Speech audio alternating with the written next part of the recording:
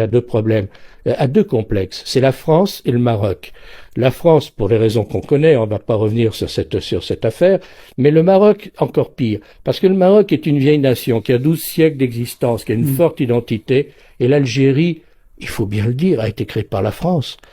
Il n'y avait pas d'Algérie avant que la France n'intervienne dans ces zones qui étaient des baies, plus ou moins des petites principautés, plus ou moins dépendantes des Turcs, etc.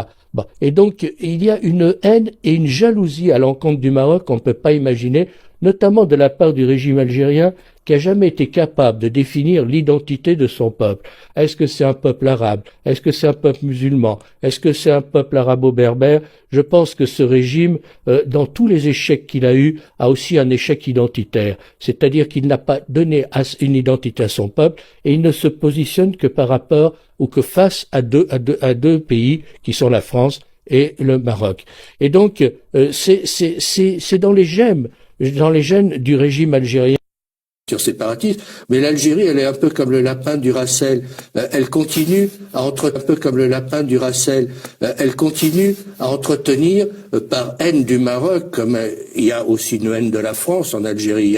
Il y a deux pays que le régime algérien, les régimes algériens qui sont succédés depuis l'indépendance ne supportent pas, c'est la France et le Maroc. Et parce que, alors le Maroc, on comprend très bien, il y a un complexe. Le Maroc est une vieille nation avec une vieille civilisation, avec une vieille unité nationale qui regroupe les Berbères et les Arabes et qui se sont mixés. Et parce que, alors le Maroc, on comprend très bien, il y a un complexe. Le Maroc est une vieille nation avec une vieille civilisation, avec une vieille unité nationale qui regroupe les Berbères et les Arabes et qui se sont mixés. Et là, il s'en sort beaucoup mieux. D'ailleurs, à un moment, ils avaient parce que il y a eu la fermeture des frontières et puis une réouverture des frontières en l'espace d'un week-end, des millions d'Algériens sont venus au Maroc et ils ont acheté à peu près tout ce qu'ils trouvaient. Donc le régime algérien s'est empressé de fermer les frontières parce que il décrivait le Maroc comme un enfer et les gens se sont aperçus que c'était un paradis.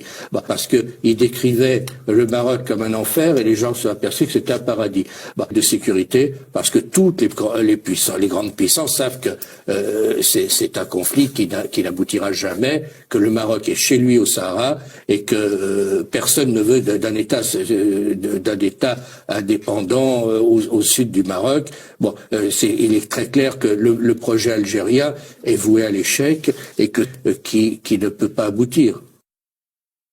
Et c'est un argument dont il est difficile de parler quand on ne connaît pas l'âme profonde de ces deux peuples.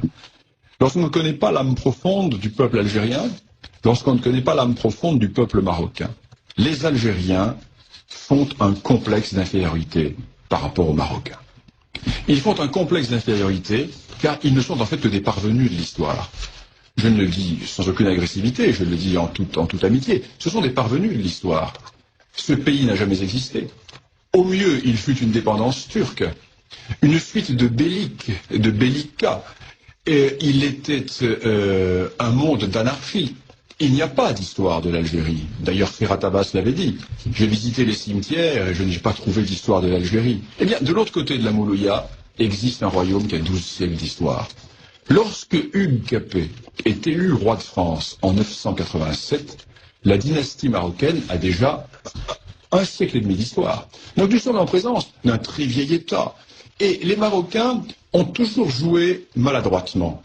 Parce que ce sont des gens bien élevés, ce sont des gens polis, ce sont des gens qui, sûrs de leur bon droit, ont pensé qu'ils pouvaient discuter avec les Algériens comme on discute entre gens bien élevés.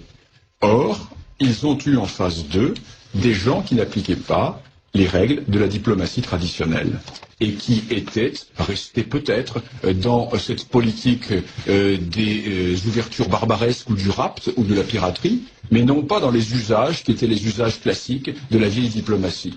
Et les Marocains se sont trouvés du jour au lendemain pris par cette réalité algérienne et ils commencent à comprendre maintenant que l'on ne négocie pas avec l'Algérie comme on négocie avec l'Espagne ou avec la France, pays de vieille civilisation, de vieille tradition politique.